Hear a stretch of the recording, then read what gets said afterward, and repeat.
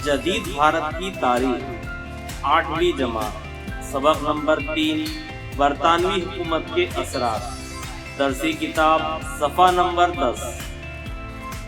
अजीज तलबा, आज हम तारीख के सबक नंबर 3 बरतानवी हुकूमत के असरात का हिस्से दुव्वम का मुताला करने वाले हैं। इससे कबल हम मज़कूरा सबक का हिस्से अव्वल का मुताला कर चुके। उम्मीद है आपने हिस्से अव्वल का वीडियो देखा होगा और उससे इस्तेफादा हासिल किया होगा। तो चलिए हिस्से दुव्वम का मुताला शुरू करते हैं। अजीज तलबा, आज के इस वीडियो में हम जिन नुकात का मुताला करने वाले हैं वो इस तरह है। भारत पर बरतानवी हुकूमत के असरात, दो अमली निज़ाम हुकूमत, पार्लियामेंट में मंजूर करदा क़वानीन,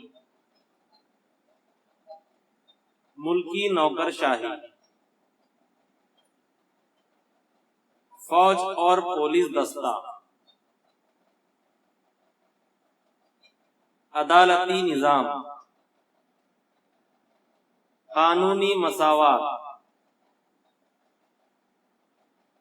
अंग्रेजों की माशी पॉलिसी, लगान वसूल करने की पॉलिसी। तो चलिए शुरुआत करते हैं। दो अमली निज़ाम हुकूमत। 1764 ईस्वी में जंगे बक्सर में फतेह हासिल करने के बाद अंग्रेजों का सूबे बंगाल पर बाज़ाब्ता कब्जा हो गया। अंग्रेज अफसर रॉबर्ट क्लाइव ने 1765 ईस्वी में बंगाल में दो अमली निज़ाम हुकूमत कायम किया। लगान वसूल करने का काम कंपनी ने अपने जिम्मे रखा, लेकिन अमनो अमान और इंतजामी उमूर की जिम्मेदारी बंगाल के नवाब के सुपुर्द कर दी। इसी को दो अमली निज़ाम हुकूमत कहते हैं। कुछ अरसे बाद ही दो अमली निज़ाम हुकूमत के बुरे नताइज जाहिर होने लगे। अवाम से बतौर महसूल वसूल किए हुए रूपों से कंपनी के अफसरान अपनी जेबें भरने लगे। भारत से तिजारत करने का परवाना सिर्फ ईस्ट इंडिया कंपनी को हासिल हुआ था, इसलिए इंग्लिस्तान की दूसरी तिजारती कंपनियां उनसे हसद करती थी। बरतानवी ईस्ट इंडिया कंपनी के भारत में किए जाने वाले कारोबार पर इंग्लिस्तान में तनकीदें होने लगी।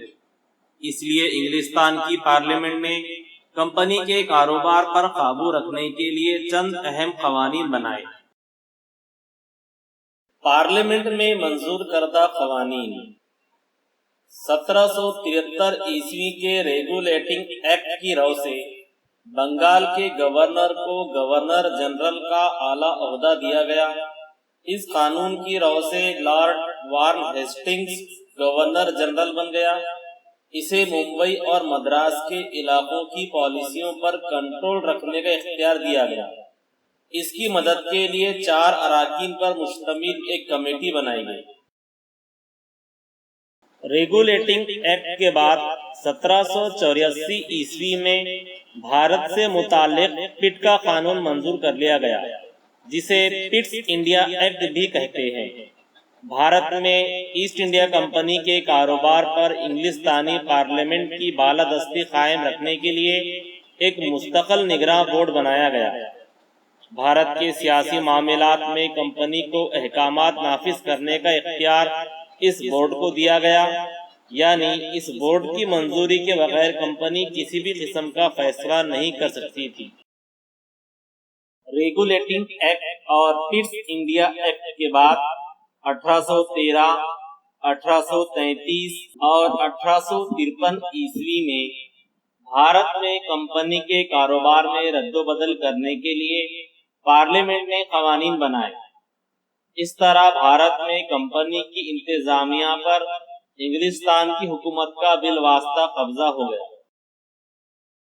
इस तरह इंग्लिस्तानी पार्लियामेंट ने ईस्ट इंडिया कंपनी के कारोबार पर मुकम्मल कंट्रोल हासिल कर लिया। बरतानवी हुकूमत की आमद के साथ ही भारत में नया इंतजाम हुकूमत राइज हुआ।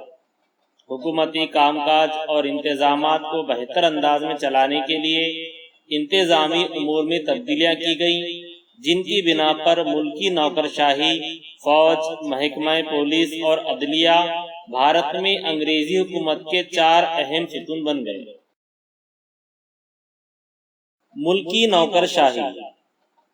بھارت میں انگریزوں کی حکومت کو مستحکم بنانے کے لیے انہیں نوکرشاہی کی ضرورت تھی۔ لارڈ کارنوالیس نے اس نوکرشاہی کی تشکیل کی۔ یہ ملکی نوکرشاہی انگریزوں کی انتظامیہ کا ایک اہم جز بن گئی۔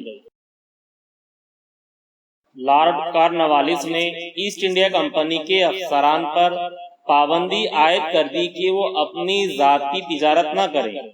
اس کے لیے اس نے افسران کی تنخواہوں میں اضافہ کر دیا۔ لارڈ کارنوالیس نے انگریزوں کے زیر اقتدار علاقوں کو انتظامی سہولت کی غرض سے ضلعوں میں تقسیم کر دیا۔ کلکٹر ضلع کا حاکم اعلیٰ ہوتا تھا۔ محصول جمع کرنا، انصاف کرنا، امن و امان اور نظم و نسق قائم رکھنا اس کی ذمہ داری تھی۔ افسران کا تقرر مقابلہ جاتی امتحان انڈین سول سروس ICS کے ذریعے کیا جانے لگا۔ عزیز طلبہ، آگے بڑھنے سے قبل ہم ملکی نوکرشاہی کے متعلق اضافی معلومات حاصل کریں گے۔ اضافی معلومات۔ عزیز طلبہ، انگریزوں نے اپنی حکومت کو منظم طریقے سے چلانے کے لیے ملکی نوکرشاہی کو وجود میں لایا تھا۔ انگریزوں سے آزادی حاصل کرنے کے بعد ہندوستان میں اس ملکی نوکرشاہی کو جاری رکھا گیا، جو آج بھی جاری ہے۔ ملکی نوکرشاہی کو بھارت میں کس طرح جاری رکھا گیا، اس کو معلوم کرنے کے لیے ہم اس کا مختصراً جائزہ لیں گے۔ 1 اکتوبر 1926 عیسوی کو ہندوستان میں پہلے سروس کمیشن کا وجود ہوا، مگر یہ اپنے محدود اختیارات کی وجہ سے ناکام ہو گیا۔ 1935 عیسوی کے قانون کے رو سے فیڈرل پبلک سروس کمیشن قائم کیا گیا۔ بعد میں ہندوستانی دستور کے آرٹیکل سیکشن 315 کے ذریعے ملکی و قومی پیمانے پر یونین پبلک سروس کمیشن یعنی UPSC اور ریاستی پیمانے پر اسٹیٹ پبلک سروس کمیشن ریاستوں کے لیے نافذ کیا گیا۔ ریاست مہاراشٹر میں یہ MPSC یعنی مہاراشٹر پبلک سروس کمیشن کے نام سے نافذ کیا گیا۔ ہندوستانی دستور 26 جنوری 1950 کو وجود میں آیا اور اسی کے ساتھ ساتھ یونین پبلک سروس کمیشن بھی ایک خود مختار قانونی جماعت کے طور پر وجود میں آیا، جس کا اصل مقصد اور ذمہ داری مقابلہ جاتی امتحانات کے ذریعے قومی حکومت کو مطلوب اہل انتظامی افسران کا انتخاب کرنا اور ان کے تبادلے اور ترقی کے لیے قوانین اور ضابطے تیار کرنا اور حکومت کو مناسب مشورے دینا وغیرہ تھا۔ اب ہم سبق کی اور بڑھتے ہیں۔ فوج اور پولیس دستہ۔ بھارت میں انگریزوں کے زیر اقتدار علاقوں کی حفاظت کرنا، نئے علاقوں پر قبضہ کرنا اور بھارت میں انگریزوں کے خلاف بغاوت کو فروغ کرنا فوج کی ذمہ داری تھی۔ ملک میں قانون اور نظم و نسق قائم رکھنا محکمہ پولیس کی ذمہ تھا۔ عدالتی نظام۔ انگریزوں نے انگلستان کے عدالتی نظام کی طرز پر بھارت میں نیا عدالتی نظام قائم کیا۔ ہر ضلع میں دیوانی معاملات سے متعلق مقدمات کا فیصلہ کرنے کے لیے دیوانی عدالتیں اور جرائم سے متعلق مقدمات کے لیے فوجداری عدالتیں قائم کی۔ ان کے فیصلوں پر نظر ثانی کرنے کے لیے عدالت عالیہ یعنی ہائی کورٹ قائم کی گئی۔ قانونی مساوات۔ بھارت میں پہلے مختلف مقامات پر مختلف قوانین رائج تھے۔ انصاف کے معاملے میں ذات پات کی تفریق کی جاتی تھی۔ لارڈ میکالے کی سربراہی میں قائم کردہ قانونی کمیٹی نے قانونی ضوابط طے کیے اور پورے بھارت میں یکساں قانون نافذ کیا۔ انگریزوں نے یہ اصول رائج کیا کہ قانون کی نظر میں تمام افراد مساوی ہیں۔ اس نظام میں بھی بعض خرابیاں تھیں۔ یورپ کے لوگوں پر مقدمات دائر کرنے کے لیے علیحدہ عدالتیں اور الگ قوانین تھے۔ نئے قوانین عام لوگوں کی فہم سے بالاتر تھے۔ عام لوگوں کے لیے انصاف حاصل کرنا بہت مہنگا ثابت ہوتا تھا اور برسہ برس مقدمات جاری رہتے تھے۔ انگریزوں کی معاشی پالیسی۔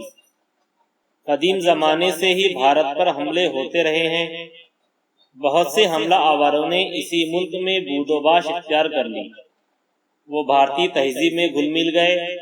انہوں نے اگرچہ یہاں حکومت بھی کی، لیکن بھارت کے معاشی نظام میں کوئی بنیادی تبدیلیاں نہیں کی، مگر انگریزوں کا معاملہ اس کے برعکس تھا۔ انگلستان جدید ترقی یافتہ ملک تھا۔ صنعتی انقلاب کی وجہ سے وہاں سرمایہ دارانہ نظام رائج ہو گیا تھا۔ انگریزوں نے بھارت میں ایسا معاشی نظام قائم کیا جس سے ان کا معاشی نظام پھل پھول سکے۔ اسی وجہ سے انگلستان کو مالی منفعت حاصل ہوئی، لیکن ہندوستان کا معاشی استحصال ہونے لگا۔ لگان وصول کرنے کی پالیسی۔ انگریزوں کی عملداری سے پہلے معاشی نظام کے لحاظ سے دیہات خود کفیل ہوا کرتے تھے۔ کاشتکاری اور دیگر پیشوں کے ذریعے دیہاتوں کی ضرورتیں دیہاتوں میں ہی پوری ہو جایا کرتی تھی۔ زمین کا لگان حکومت کی آمدنی کا خاص ذریعہ تھا۔ انگریزوں سے پہلے کے زمانے میں زمین کا لگان فصل کی نوعیت کے لحاظ سے مقرر کیا جاتا تھا، یعنی فصل اچھی نہ ہونے پر لگان میں رعایت دی جاتی تھی۔ لگان زیادہ تر اناج کی شکل میں وصول کیا جاتا تھا۔ لگان کی ادائیگی کی تاخیر میں کسی بھی قسم کی کوئی کارروائی نہ کرتے ہوئے کسانوں کی زمینیں ضبط نہیں کی جاتی تھی۔ آمدنی میں اضافے کے لیے انگریزوں نے محصول کے طریقہ کار میں اہم تبدیلیاں کی۔ انگریزوں نے زمین کی پیمائش کر کے زمین کے رقبے کے لحاظ سے لگان کی رقم مقرر کی۔ لگان نقدی کی صورت میں نیز مقررہ میعاد کے اندر ادا کرنا لازمی قرار دیا گیا۔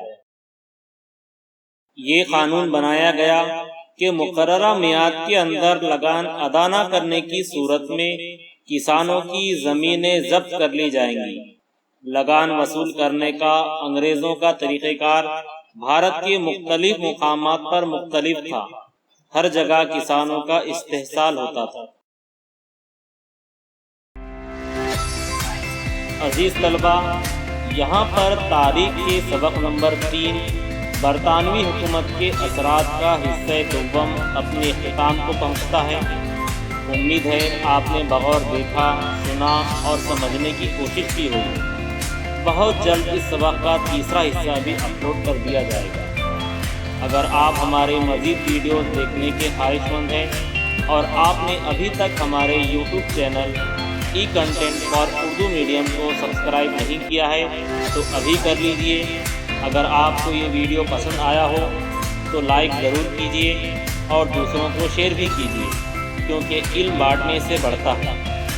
انشاءاللہ بہت جلد مزید ویڈیوز کے ساتھ پھر حاضر ہوتے ہیں۔ تب تک کے لیے خدا حافظ۔